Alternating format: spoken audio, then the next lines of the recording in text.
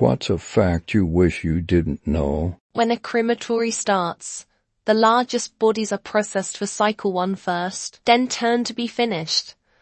The remaining bone structure is placed in a blender and pulverized. As not all the heat has left the bricks, smaller, less fatty bodies are second, third, etc. I have 19 for tomorrow. It's gonna be a long day.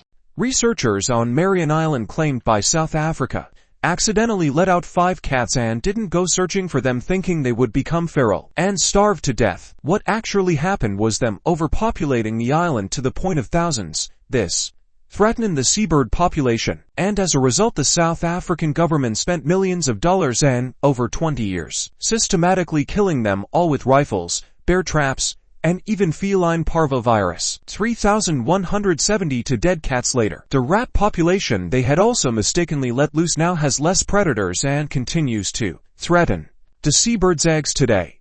I wish I didn't know about stage 4 pressure wounds, especially on the coccyx. Negative pressure wounds, necrotizing fasciitis, just from getting old, not being able to move as much as once could, and fragile skin. It's what ends up killing a lot of older people because they just never heal and infection takes over one day.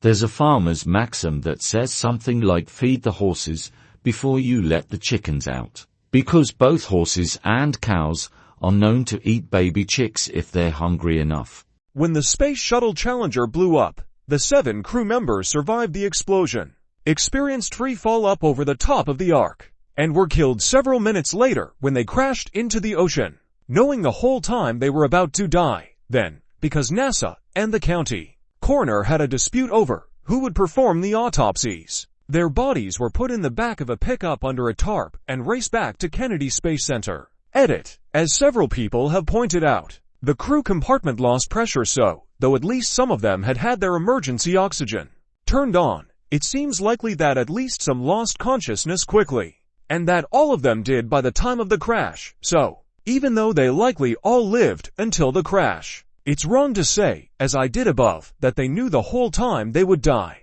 Insurances won't pay for some procedures unless you are guaranteed to die without it. So if there is a chance you will be crippled or otherwise badly injured but alive, they will reject it. Had a patient told he couldn't get a heart procedure unless he collapsed. He never collapsed, but had a bad heart. Insurance company said since he didn't collapse, his heart wasn't that bad. His lawyer grandson said if he collapsed, he will sue them. Within 2 hours, they approved the procedure.